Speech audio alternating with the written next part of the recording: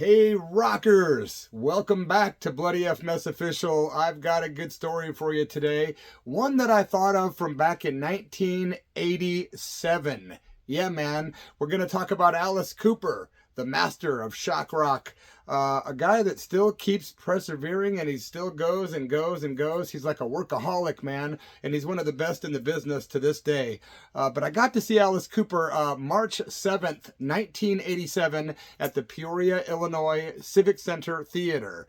But the story doesn't start there. The story starts a couple of months before the show. When they announced Alice Cooper was coming to town, I was like, gotta see him. I had never seen Cooper, and I grew up listening to that guy like many of you guys. And I remember Cold Ethel was always my favorite song by Alice Cooper, which I believe was the flip side to Only Women Bleed. And I remember getting that in about 1975. Wow, I'm aging myself. And I loved Cold Ethel, a really strange little song about a guy, well, having intimate relations with a woman who's not exactly alive in a refrigerator. So I got introduced to Alice Cooper at a young age, man. It was the age of like going to see The Exorcist at the movie theater and stuff like Jaws, and you know, Alice Cooper and Kiss and bands like that were kind of cool because they were just different. And Alice Cooper especially, when he first came out, the band was called Alice Cooper. He later adopted the name Alice for himself, becoming Vince Furnier, morphing into Alice Cooper, causing some issues within the band. The original band broke up, and Alice, of course, kept going, and he's still going today, just like the Energizer Bunny. Yeah. Here's what happened, man. When they announced that Alice was coming to tour for his Constrictor album with the great Kane Roberts on guitar, we had to have front row tickets. We had to. So my buddy Kevin and I decided we were going to camp out for 2 or 3 days, if that's what it took, at the Peoria Civic Center in order to get tickets to get in the front row for Alice Cooper. And that's exactly what we did, man. It was the middle of winter, like January, and I'm talking cold. Illinois gets super cold, man. Right now I'm in Oregon where it's cold, but Illinois gets pretty brutal. Let me tell you, man, we sat in a car for almost 3 days. We alternated with different cars, and we had different scenarios where, once in a while one of us would go, do something or get food or take shifts, but we mostly were there the whole time for almost 3 days. And we partied like rock stars, man. We just knew we were going to get the front row tickets. There were other people camping out, partying all around us. 1987, come on, man. Math. I was 21 years old, and we were partying, and we kept ourselves warm with all kinds of stuff. But we waited until the big day came when they actually let us go to the line and get to the, ticket box office window and to roll the dice. What are we going to get? Front row? We got second row. And whenever you camped out for those tickets back in those days at the Peoria Civic Center, you could get 12 tickets per person. So I remember we actually ordered 24 tickets, and we got almost the entire front of the second row. Hey, that was good enough for us, man. It wasn't first row, but we got second row. And takes me to a very good place in my mind when I think back to this show, because I love Alice Cooper. And let me tell you something, when he did this tour, which was called The Nightmare Returns, it was pretty cool because they had recorded a live concert filmed in Detroit on Halloween of 1986. It was released in 89, however. It was called Alice Cooper, The Nightmare Returns. I couldn't wait to see this guy on stage. And would you know, the day of the show, or maybe the day before, I had been working out at the YMCA. Yep, I had a, what do you call it when you sign up for the Y and you have a membership? There you go. I had a membership at the Y. And I went down there to work out. I believe it was the day of the Alice Cooper concert on March 7th, 1987. I'm in there laying back, lifting weights, and then I see this dude walk by, man. This long-haired, black-haired dude that with big muscles, and he looked like he was a total rocker. And then I saw this blonde, white-haired lady walking around too, and I'm like, that lady looks awfully trippy. She was really tall, like 6'7" kind of thing, like big, real white hair and kind of scary looking. And then I realized that's Kane Roberts. Sure enough, I said, "Are you Kane Roberts, Alice Cooper's guitarist?" He goes, "Yep." And I'm like, "Dude, I am going to see you guys play tonight, and I can't wait." And the guy was super cool to me. He literally was working out with me, and we talked. And I said, I'm going to ask you the most generic of questions. What's Alice really like? He said he's really, really eccentric, and he's addicted to television. I'm like, "What do you mean?" He said, "Well, he's got like 22 television sets on the bus," or some crazy number like 21.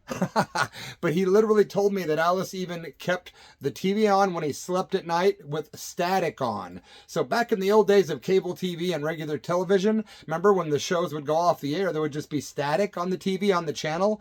Alice was so addicted to television, Kane told me, that he would leave that TV on just to have the static. Because it was kind of like me. I like to sleep with a fan on at night because I love the white noise. It just helps me, feels like it's comforting. Well, that's how Alice was with his static of his TV, according to Kane Roberts. And Kane was super cool, man. He was known for that guitar that shot out the flames, man, like the flamethrower, like flames and sparks coming out the guitar. But he was a cool dude. He was very cool. He told me about some of the songs they were going to be performing that night at the show. He didn't want to give away too many surprises because this was like a big kind of a big sort of a comeback tour. I mean, Alice had been kind of laying low, and this was a big tour, which did not disappoint. So after working out and lifting weights with Kane Roberts for a good half hour, I ended up I was extremely excited, like I couldn't wait for the show. So the night of the show, we get there and we are second row, and we get to the show. I don't remember the opening act, okay? I did some research. There was a band called The Keel, Kiel. So if you were at that show in 1987 in Peoria, please leave in the comments if you remember who the hell the opening act was, because I was so geared up and adrenaline pumped for Alice that I don't remember. I just don't remember. Bad me, but I do remember the Alice show pretty vividly. Dude, Alice Cooper on vocals, right? Kane Roberts on lead guitar and backing vocals. From the band Winger, Kip Winger was on bass and backing vocals. Paul Taylor did keyboards. Ken Mary was on drums, and Devlin Seven on the rhythm guitar for the Nightmare Returns tour. Robert Englund, if some of you didn't know, actually toured with Alice on part of this tour, which started in 1986 and ran into 1987. But Robert Englund, who played Freddy Krueger, would appear and tour with Alice for a while, coming out for the song Lock Me Up. How cool is that, right? I'm telling you, that night was special because when the lights came down and it was time for Alice, we were like, what's he going to open up with? And he did not disappoint, guys. He opened up with Welcome to My Nightmare. What a delight. The stage was very dark. It was very wacky and trippy and very Alice Cooperish, kind of like the Munsters kind of set, like creepy, but creepy fun. Welcome to My Nightmare. The big nurse. This big nurse comes out on stage, and that was the lady I saw at the Y with Kane Roberts, the white-haired lady that was real big and tall and kind of scary looking. She was like the nurse in Alice Cooper's show, and I found out later that Alice Cooper's wife, Cheryl Cooper, used to be kind of known for being that, and still is known for being the nurse in his stage productions. But this lady was 99% not Cheryl Cooper. Now, if I'm wrong, somebody call me out, man. Was Cheryl Cooper? I don't think so. The research I have says that Cheryl Cooper played a spider during Alice Cooper's 1987 tour. So this lady, I'm 99% sure, was not Cooper's wife. But when she came out on stage, boy, was she awesome. A great actress, very scary. And it was like, I don't want to be chased by this lady, Nurse Ratchet. After, of course, the lady comes out and she's got a big needle, like this big hypo needle, and she's chasing Alice around the stage and ends up like jabbing him. It was completely scary and awesome. Then the band went into Billion Dollar Babies, Alice Cooper band, classic, of course, into No More Mr. Nice Guy, another one from the deep past. Be My Lover, of course. Oh, man, what a classic. The band was killer, man. Kip Winger was all decked out, looked like a total rock star, which he is and was. Real long hair. Kane Roberts, just buff as could be, his big old muscle arms, of course. The other guys were all cool looking in the band. Alice was really decked out. Alice was head to toe rock and roll. He kept changing clothes. he did I'm 18, and he came out with a big crutch in his hand, you know, the famous Alice Cooper crutch. You know, he always liked to appear with crutches, and the crutch was cool. And that's when I remember Kane Roberts coming out and shooting sparks with his guitar at least one time, and that was the first time I recall when during I'm 18. Then he did The World Needs Guts, and Alice came out with a big sword in his hand, and he's out there singing, and he's like waving this sword around like a freaking mad pirate gothic weirdo. Then he did Give It Up. And he had this women, a lot of women, I believe his wife and other females, during lots of parts of his show where he would kind of like have them tied up and pretend like he was knocking them around on stage. Just total decadent stuff. Alice Cooper creating these immoral acts, but of course that's all just art. We all know Alice is a sweet guy in real life. But it's weird how he had so many women on stage that he was like roughing up and stuff and crazy stuff like that. Cold Ethel. When he played Cold Ethel, all I could think of was being this little 9-year-old kid, 1975, rocking out in my room with my black lights on and my strobe light going. And man, Cold Ethel, that rocked that night. And it was great to see that that was part of the set list.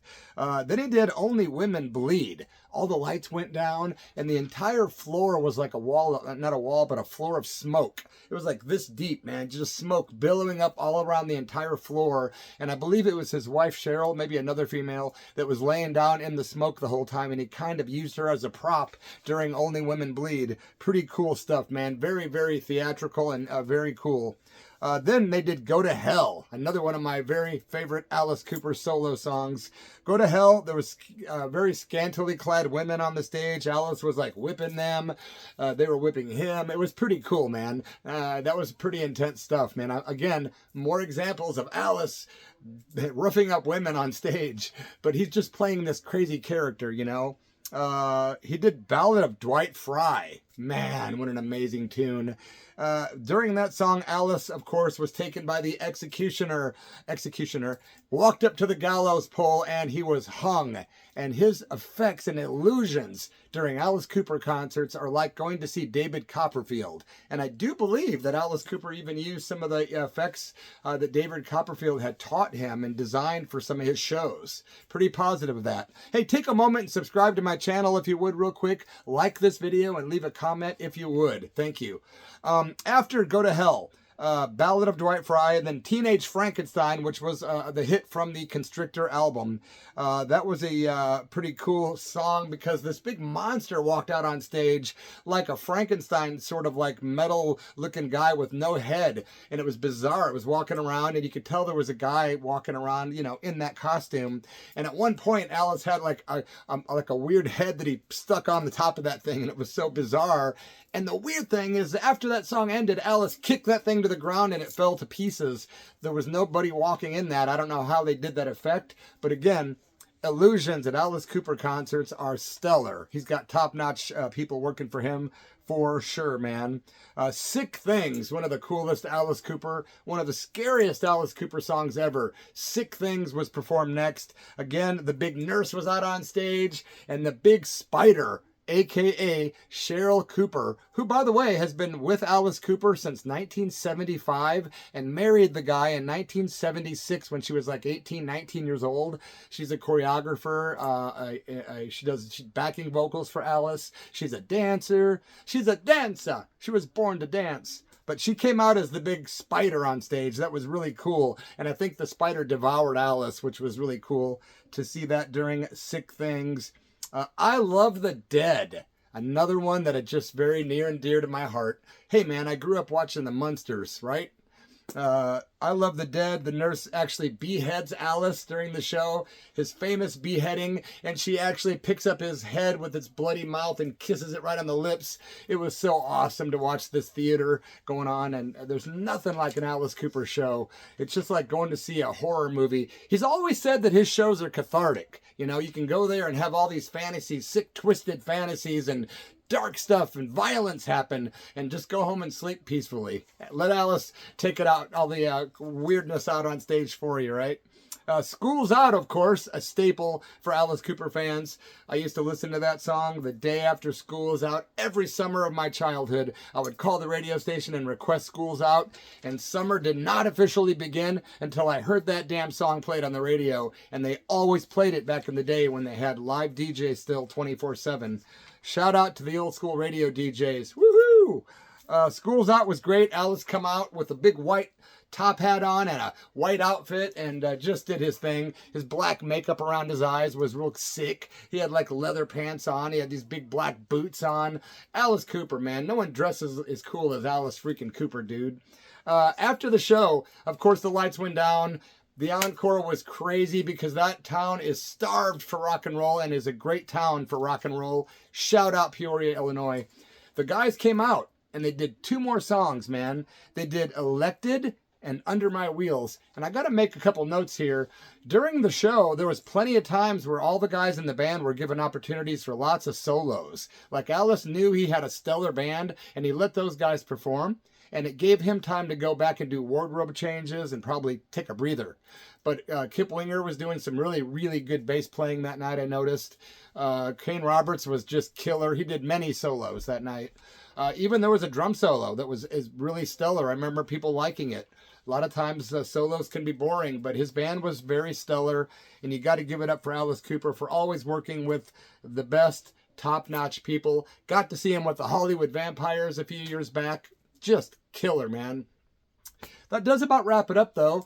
But I'll say that was one of the cooler moments ever, man. Not only the camping out for the show, getting to see this incredible show from the second row. It was like being so close up in a theater, which is what it was. I believe it only holds like 2,500 people or something like that. Close to that amount. Thanks for watching my story, guys. I've got a lot more coming your way. I'm going to plan on getting back into the YouTube video releasing more often now. Finally getting more settled in from our move, and things are chill, albeit we have a lot of work to do still here. But man, I'm going to have more coming at you soon from the bottom of my black little heart. Thanks for tuning in, guys. Rock and roll.